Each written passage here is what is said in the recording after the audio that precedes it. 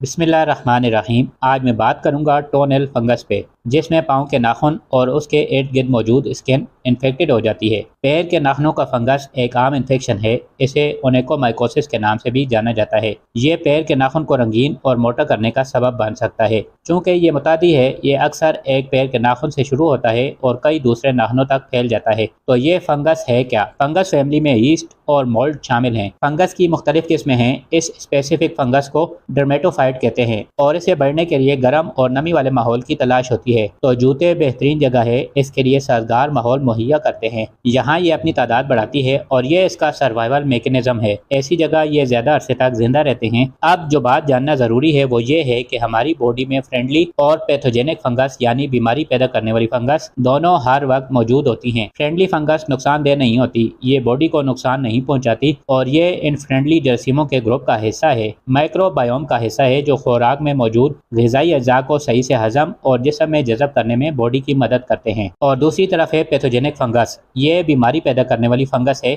Body में infection की वजह बनती है। बॉडी के नॉर्मल फंक्शन करने के लिए फ्रेंडली और पैथोजेनिक फंगस दोनों का बैलेंस रहना बहुत ज़रूरी है। कमज़ोर मुदाफ़ती निज़ाम, हमारी बैड ईटिंग हैबिट्स यानी हमारे खाने की बुरी आदत, माजी में बहुत ज़्यादा एंटीबायोटिक्स का इस्तेमाल और बुरे लाइफस्टाइल की वजह से बीमारी पैदा करने वाली फंगस की तादाद बढ़ने लगती है। क्योंकि ये फंगस बॉडी के साथ म्यूचुअल सिम्बायोटिक में रहती है, मतलब कि जिसमें बॉडी ना सिर्फ इसे रहने के लिए गर्म और नमी वाला साजगार माहौल मुहैया करती है, बल्कि इसके साथ साथ खाने के लिए कार्बोहाइड्रेट्स देती है। कार्बोहाइड्रेट्स मतलब हमारी खाई जाने वाली खुराक में मौजूद शक्कर। इसके बदले में ये हमारी खुराक में न्यूट्रिएंट्स, मिनरल्स और विटामिन्स को हमारे सिस्टम में जज़ब करने में मदद करती है। गुड फंगस और बैड फंगस की मिकदार को बैलेंस रखना इम्यून सिस्टम का काम है। बॉडी का मुदाफ़ती निज़ाम जब कमज़ोर हो जाता है तो डर्मेटोफाइट फंगस की ग्रोथ आउट ऑफ कंट्रोल हो जाती है। टोनेल फंगस की मुख्तलिफ वजूहात फंगल, डर्मेटोफाइट, यीस्ट और मोल्ड्स बुनियादी अवामिल हैं। ये जरासीम गर्म नम माहौल में परवान चढ़ते हैं। जूतों के अंदर पाँव को अफजाइश के लिए एक मिसाली ज़मीन बनाते हैं।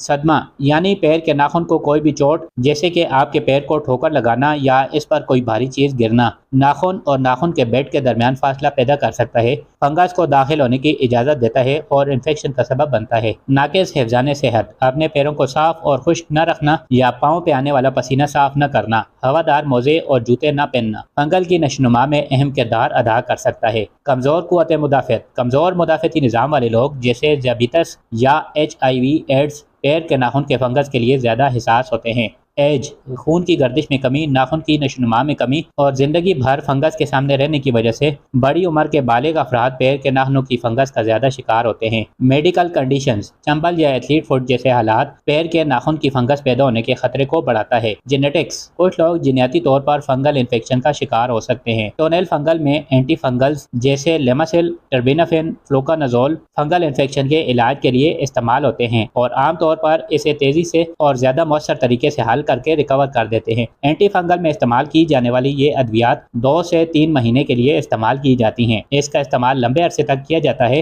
ताकि ये सेल्स तक अच्छे से पहुंच सके, लेकिन लंबे अरसे तक इसका इस्तेमाल लिवर के लिए बहुत चैलेंजिंग हो जाता है। लिवर डैमेज होता है, आप डिप्रेशन में जा सकते हैं, लॉस्ट ऑफ टेस्ट यानी मुंह का जायका खत्म हो जाता है, जॉन्डिस यानी यरकान हो सकता है, एलोपेशिया मतलब बाल झड़ने लगते हैं। अगर आप इन सारे साइड इफेक्ट्स को सामने रखें और इसके नेगेटिव इम्पैक्ट को सामने रखें, प्लस इसके सक्सेस रेट को जो कि सिर्फ 30 से 40% है, तो ये ट्रीटमेंट ऑप्शन एक बेहतरीन चॉइस नहीं हो सकता। ऑल्टरनेटिव्स पे बात करें तो कुछ नेचुरल रेमेडीज हैं। Tea tree oil, tea tree oil अपने एंटी फंगल खुसूसियात के लिए जाना जाता है। ये ऑस्ट्रेलिया से आता है। ऑस्ट्रेलिया में फंगल इन्फेक्शन में बहुत ज़्यादा इस्तेमाल होता है, इसलिए ये महंगा मिलता है। एंटी डेंड्रफ के तौर पर इस्तेमाल होता है। टी ट्री ऑयल को डायरेक्टली रुई का इस्तेमाल करते हुए बराह रास्त मुतासरा नाखून पर लगाया जा सकता है या फिर 4 कप नीम गर्म पानी में डालकर रोजाना तकरीबन 20 मिनट तक इस पानी में अपने पाँव भिगो लेने से फंगल इन्फेक्शन से लड़ने में मददगार साबित हो सकता है। अगर आप इसके फायदे को तेज और डबल करना चाहते हो तो इसको और Epsom salt,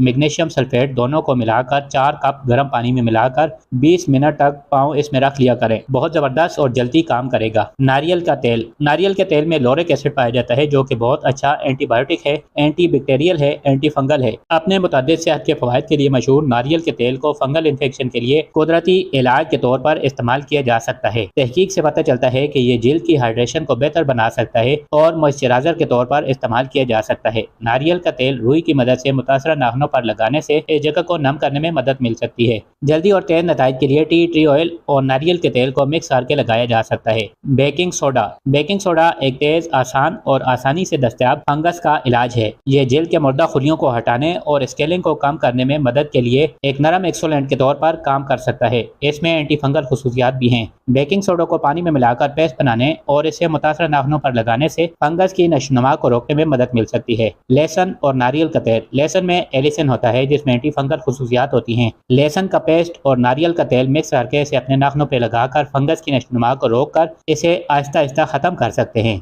Epsom salt magnesium sulphate, ये एक बेहतरीन रेमेडी है। इसमें आप 2 टीस्पून मैग्नीशियम सल्फेट 4 कप नीम गर्म पानी में हल करें और 15 मिनट के लिए अपने पाँव इसमें भिगो के रखें। तो एक पुराने टूथब्रश की मदद से मुतासर नाखून और सराउंडिंग स्किन आसपास की जिल्द को अच्छे से स्क्रब करें। ये अमल रोजाना दोहराएं। 15 मिनट बाद पानी से निकालें और टॉवल से अच्छी तरह खुश्क कर लें। ये अमल दिन में एक बार जरूर करें। 5 से 6 हफ्ते तक करें। थोड़ा स्लो है लेकिन बहुत इफेक्टिव है।